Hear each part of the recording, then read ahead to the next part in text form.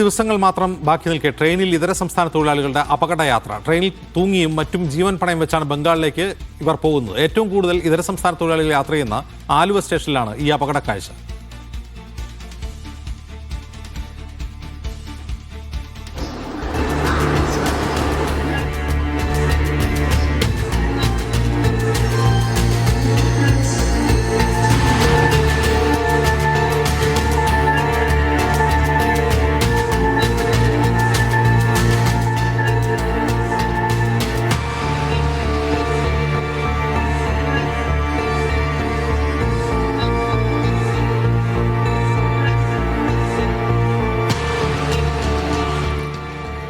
അന്യസംസ്ഥാന തൊഴിലാളികൾ കൂട്ടത്തോടെ ഒറ്റയടിക്ക് നാട്ടിലേക്ക് പോകുന്ന ഒരവസ്ഥ, ആ ഒരു സാഹചര്യമാണ് ഇപ്പോൾ ഉണ്ടായിരിക്കുന്നത്. തങ്ങളുടെ വോട്ട് രേഖപ്പെടുത്തിയില്ലെങ്കിൽ അവരുടെ പൗരത്വത്തെ തന്നെ ചോദ്യം ചെയ്യപ്പെടുമോ എന്നുള്ളൊരു ആശങ്കയും ഈ തൊഴിലാളികളുടെ മനസ്സിൽ ഇപ്പോഴുണ്ട്.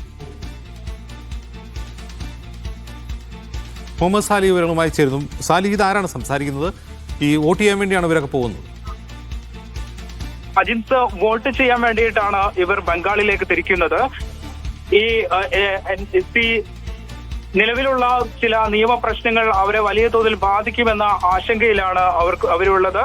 ഈ പൗരത്വം തന്നെ റദ്ദാക്കപ്പെടുമോ എന്നുള്ള സംശയത്തിലാണ് ഇവർ കൂട്ടത്തോടെ ബംഗാളിലേക്ക് തിരിക്കുന്നത്. കേരളത്തിൽ നിലവിൽ 40% ബംഗാൾ സ്വദേശികളാണ് വിവിധ മേഖലകളിൽ ജോലി ചെയ്യുന്നത്. വ്യാപാര, കൃഷി, അനുബന്ധ മേഖലകളിലെല്ലാം ഇവരാണ് ജോലി ചെയ്യുന്നത്. നിർമ്മാണ മേഖലയിൽ പ്രത്യേകിച്ചും ഇവരാണ് ജോലി ചെയ്യുന്നത്.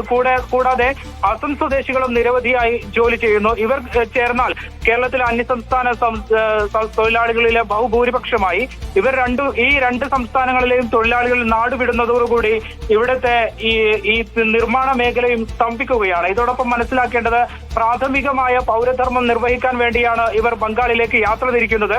അതിനുള്ള അടിസ്ഥാന സൗകര്യം പോലും ഇവർക്ക് ലഭ്യമായിട്ടില്ല എന്നതാണ്. കോച്ചുകളിൽ തൂങ്ങി നിൽക്കാൻ ഇടമില്ലാതെയാണ് ഇവർ യാത്ര ചെയ്യുന്നത്. കോച്ചുകളിലും ഡോറുകളിലും ട്രെയിനിന്റെ വാതിലുകളിലടക്കം തൂങ്ങിയാണ് ഇവർ യാത്ര ചെയ്യുന്നത്.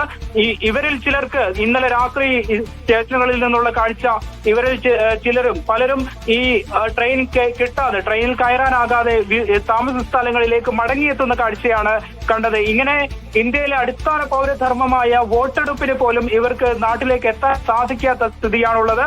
ഇവർക്ക് വേണ്ട പരിഗണന റെയിൽവേ അധികൃതർ അടക്കം നൽകിയിട്ടില്ല. അധികാരികൾ ഇവരോട് കണ്ണു തുറന്നിട്ടില്ല എന്ന് തന്നെയാണ് നമുക്ക് നിലവിൽ പറയാനുള്ളത്. അജിത്, ശരി.